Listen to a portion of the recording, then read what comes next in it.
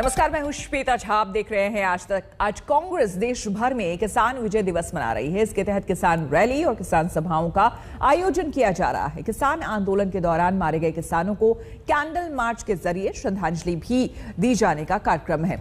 आपको हम बता दें तो कल ही कृषि कानून वापस हुआ। केंद्र सरकार की तरफ से तीनों कृषि कानूनों को वापस कर लिया गया, जिसके बाद कांग्रेस ने आज किसान रैली, किसान सभाओं का आयोजन किया है। देश के अलग अलग हिस्सों में ये किया जाएगा। ऐसा ही एक आयोजन जयपुर में चल रहा है। हम सीधे चलते हैं अपने संवाददाता शरद कुमार के पास। शरद, क्या जानकारी, किस तरह का कार्यक्रम वहां कर रही है कांग्रेस?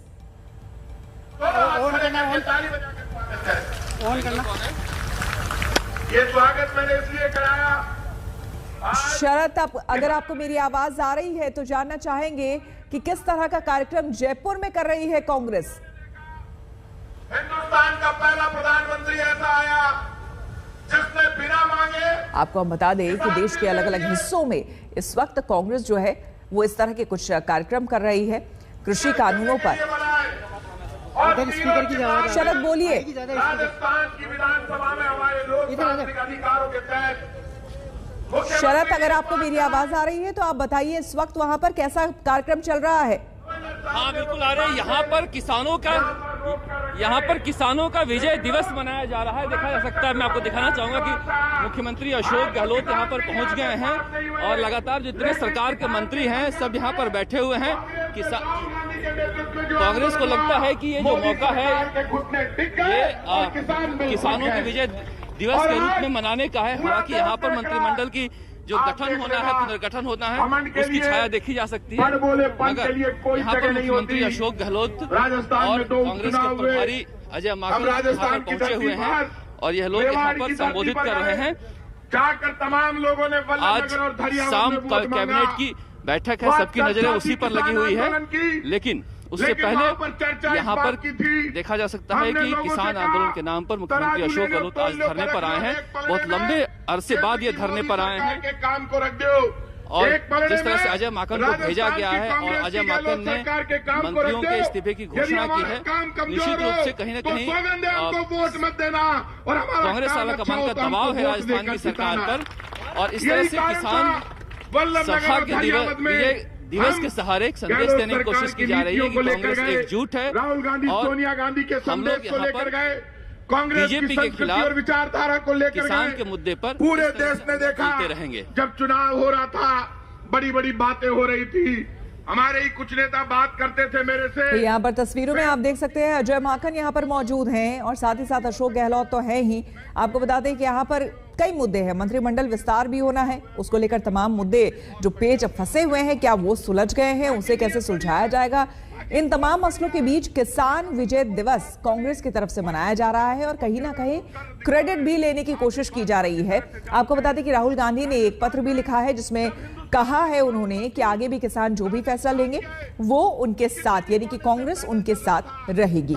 तो इस वक्त कार्यक्रम में देख रहे हैं आप अशोक गहलोत, जिनके साथ अजय माकन यहाँ पर मौजूद हैं और कुछ कांग्रेसी नेता यहाँ पर मौजूद हैं। राजस्थान के मुख्यमंत्री ने कहा, राजस्थान से एक भी मजदूर पैदल नहीं जाएगा। और साथ ही साथ चूंकि राजस्थान की खबर, जयपुर की खबर आप देख रहे हैं, तो इस बीच एक बड़ी खबर आपको हम बता दें कि 3 मंत्रियों ने यहाँ पर इस्तीफा भी दे दिया है। जो बड़ी खबर सामने आ रही है उसमें राजस्थान के 3 मंत्रियों ने इस्तीफा दे दिया है। मुख्यमंत्री गहलोत ने ये इस्तीफा स्वीकार भी कर लिया है। बहुत संभव जो खबरें आ रही थी उसके मुताबिक आज शाम राज्यपाल से मुलाकात की भी खबरें थी। जो जिन लोगों ने इस्तीफा दिया है उसमें आपको हम नाम भी बता देंगे, जिसमें रघु डोटासरा जो है उनका नाम है। और राज्यपाल से मुलाकात का आज कार्यक्रम था। बताया जा रहा है कि आज शाम को ही अशोक गहलोत राज्यपाल से मिल सकते थे। देखिए, रघु शर्मा डोटासरा, ये गोविंद सिंह डोटासरा जो कि शिक्षा मंत्री है, हरीश चौधरी राजस्व मंत्री, इन लोगों ने इस्तीफा अपना दे दिया है। और इनका इस्तीफा, रघु शर्मा स्वास्थ्य मंत्री, तो ये 3 वो मंत्री हैं जिन्होंने इस्तीफा दे दिया है। शरद हमारे संवाददाता हमारे साथ जुड़े हैं। शरद, आपने इन लोगों से बातचीत भी की है, इन मंत्रियों से, और इनका साफ तौर पर कहना था कि एक आदमी एक पद, इसी के मद्देनजर इन्होंने इस्तीफा भी दिया है और अब काडर के लिए काम करने की बात इन्होंने कही है। कांग्रेस के डीएनए में देखिए, इतना आसान नहीं है जो तस्वीर ये पेश कर रहे हैं, इनके चेहरे बता रहे हैं किस तरह से इनसे इस्तीफा लिया गया है। लेकिन कुल मिलाकर मुख्यमंत्री अशोक गहलोत के मंत्रिमंडल में 3 ताकतवर चेहरे थे, इन्हें हटा दिया गया है। अब बाकी लोगों को हटाया जाएगा, क्या होगा। लेकिन इस बीच अजय माकन को आप देख रहे हैं और अशोक गहलोत को धरना स्थल पर पहुंच गए हैं। एक संदेश देने की कोशिश की जा रही है कि कांग्रेस एकजुट है और किसान विजय सभा के जरिए हम बीजेपी पर हमला बोल रहे हैं, किसान विजय दिवस मना रहे हैं। लेकिन इसकी छाया जो है मंत्रिमंडल गठन की देखी जा सकती है। जिन मंत्रियों को डर है कि मंत्री पद जा सकता है, वो सारे यहाँ पर आए हुए हैं, बैठे हुए हैं। और जिस तरह से भीड़ आनी थी उतनी भीड़ नहीं आ पाई है, क्योंकि लोग अपने जुगाड़ में लगे हुए हैं, किसका पद रहेगा, किसका जाएगा। तो निश्चित रूप से सबकी नजरें आज शाम होने वाली कैबिनेट की मीटिंग पर लगी हुई है। इस बीच इस्तीफा देने वाले मंत्री गोविंद सिंह डोटासरा का क्या कहना है, आइए सुनते हैं। संगठन में काम करने की इच्छा जताते हुए प्रदेश अध्यक्ष गोविंद सिंह डोटासरा ने शिक्षा मंत्री के पद से इस्तीफा दे दिया। हमारे साथ हैं गोविंद सिंह डोटासरा। आपने सोनिया गांधी से इच्छा जताई कि हम संगठन में काम करना चाहते हैं, आप क्या इच्छा नहीं जताई, बल्कि हमने इस्तीफा दे दिया है कि हम संगठन की जिम्मेदारी है, बहुत बड़ी जिम्मेदारी है। मेरे जैसे छोटे से कार्यकर्ताओं को माननीय सोनिया गांधी जी ने, राहुल गांधी जी ने प्रदेश अध्यक्ष का दायित्व दे रखा है। तो मैं समझता हूं कि करीब 2 साल के लगभग अब दोबारा चुनाव में रह गए हैं, तो हम सब लोगों को संगठन को मजबूत करना है। सरकार की जो अच्छी योजनाएं हैं, उनको फ्लैगशिप योजनाएं हैं, उनको गांव-गांव, ढाणी-ढाणी तक पहुंचाना। और मोदी सरकार की विफलताएं, जो आम आदमी परेशान है, चाहे किसान बिलों को लेकर के हुआ हो, चाहे नोटबंदी को लेकर के हुआ हो, चाहे बेरोजगार जिसको रोजगार के वादे किए थे मोदी ने वो पूरे नहीं कर पा रहे हों, चाहे महंगाई कम नहीं कर पा रही हो, इन सब मुद्दों को लेकर के हम गाँव-गाँव, ढाणी-ढाणी में कांग्रेस के कार्यकर्ता जाएंगे और 2023 में पुनः सत्ता में आएंगे। क्या संगठन में काम करना के लिए ज्यादा वक्त चाहिए था, इसलिए मंत्री पद से इस्तीफा दे दिया, या फिर हमारी पार्टी का पहले से ही सिद्धांत है एक पद एक व्यक्ति, तो निश्चित तौर से उसकी पालना हम सबको करनी चाहिए। और पार्टी नेतृत्व को हमने जिस दिन हमें ये जिम्मेदारी दी थी उसी दिन हमने कह दिया था, लेकिन चूंकि रिसफल या विस्तार जो भी होना है वो नहीं हुआ था, इसलिए ये 4 चीजें चल रही थी।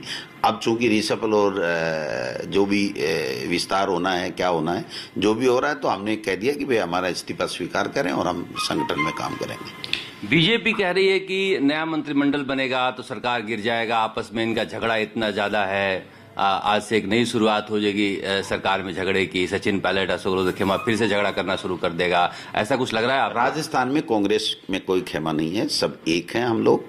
और सोनिया गांधी जी और राहुल गांधी जी का कांग्रेस में एक खेमा है, वही हमारा ग्रुप है, वही हमारी कांग्रेस है, इसके अलावा कुछ भी नहीं। और बीजेपी तो अनलगर बयानबाजी कर रही है। बीजेपी राजस्थान में है ही नहीं, टूट चुकी है, लंगड़ाती हुई बीजेपी है, उठने का नाम नहीं ले रही है। आप देखिए, बेवजह 8-8, 10-10 मुख्यमंत्री बने बैठे हैं। मुख्यमंत्री राजस्थान में वो बनता है जिसके पास 101 विधायक जीत करके आते हैं।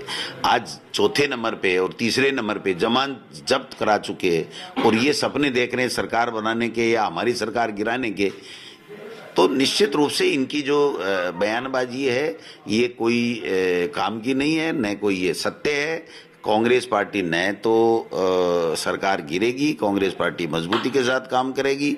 मजबूती के साथ 2023 में हम राजस्थान में पुनः सत्ता में आएंगे और 2024 में दिल्ली से मोदी जी को भगाएंगे।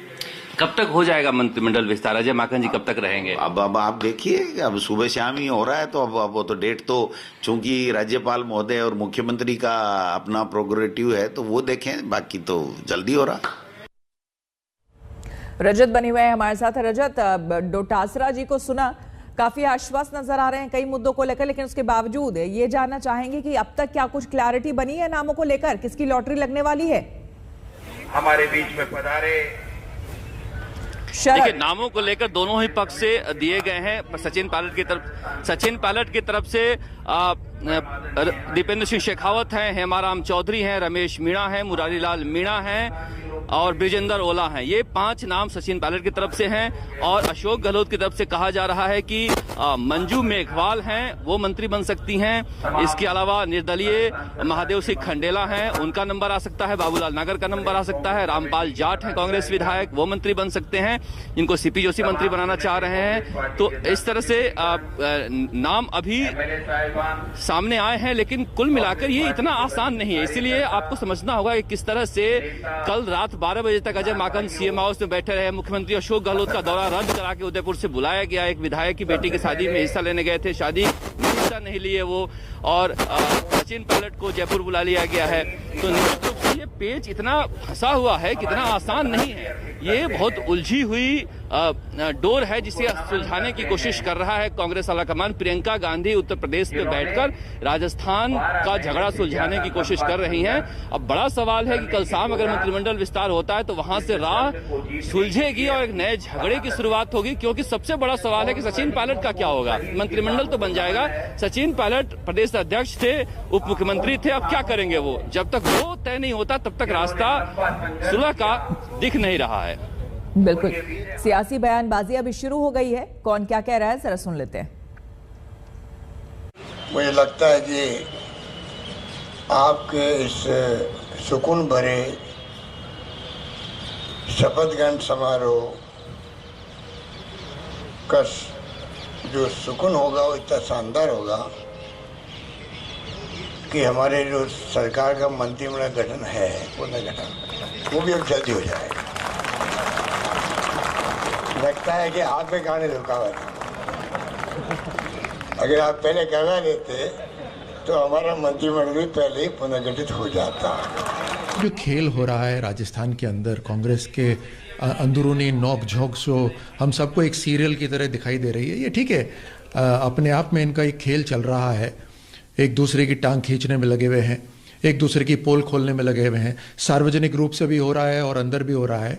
लेकिन आप अपना खेल खेल रही है, लेकिन राजस्थान का बंटाधार जो हो रहा है वो खुलेआम हो रहा है। लूट, डकैती, महिलाओं के ऊपर अत्याचार, दलितों के ऊपर अत्याचार, उस पर हम नंबर 1